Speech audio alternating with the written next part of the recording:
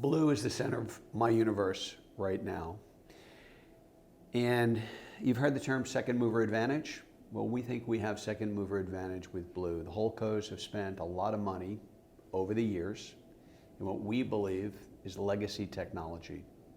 And through the advancement of a lot of AI capabilities, new technologies, we have built out an end-to-end marketing intelligence engine that is smarter than any human, that is taking us now work doing in minutes that literally used to take months. And when you think about, Andy, the ecosystem that we're living in, starts with business intelligence, anything and everything you want to know about a category or client or consumer, being driven by an LLM model, so one getting all of that intelligence. The second is audience science. And we're in a world today, we're no longer dealing with demographics or psychographics, we're dealing with interests, people interests. We've got an audience science engine that has 250 million individual IDs in it that can tell us anything and everything about an individual consumer.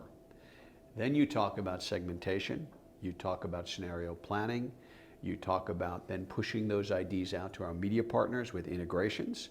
You then talk about attribution and optimization, all in a fully flywheeled LLM model.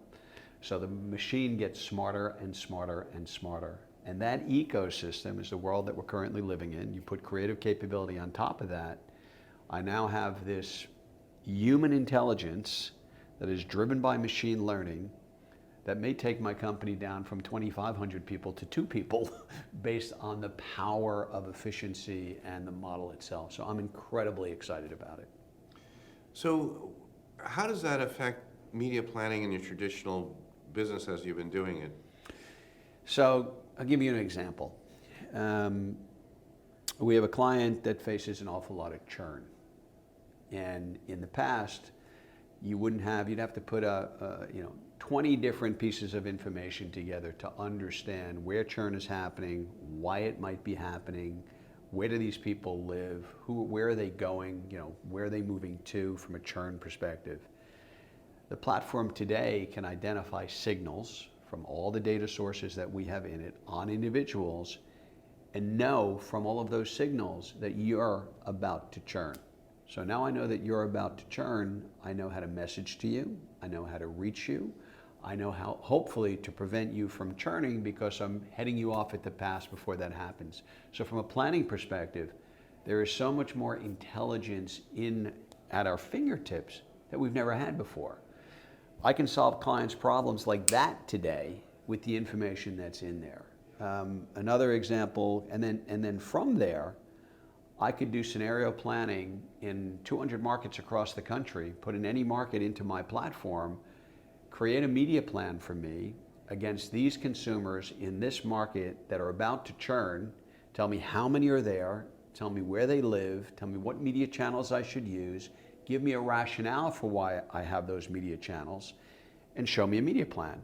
That used to take a media planner weeks to do. I can now do that all within 10 minutes in my system. So when you think about how that changes the role of planning, smarter information, quicker insights, faster response, and then the machine, through machine learning, gets smarter and smarter and smarter. It is revolutionizing, Andy, the way that we do business. And I never dreamed that we would be this far ahead in this shorter period of time. And it's pretty scary knowing how fast we've gone in the last 6 months in terms of the acceleration, thinking about where I could be a year from now, knowing how quickly this is evolving. And we're here at the Possible Conference right now. We've sent out an RFP to 200 partners in tech, in media, in creative, to understand better how they can plug into our platform with even more capability. So the fact that I said earlier on, second mover advantage, the fact that we now can build this with an open architecture, with a second mover advantage, and we're not tied to legacy technology, I think it's going to change the game. I already see it changing the game.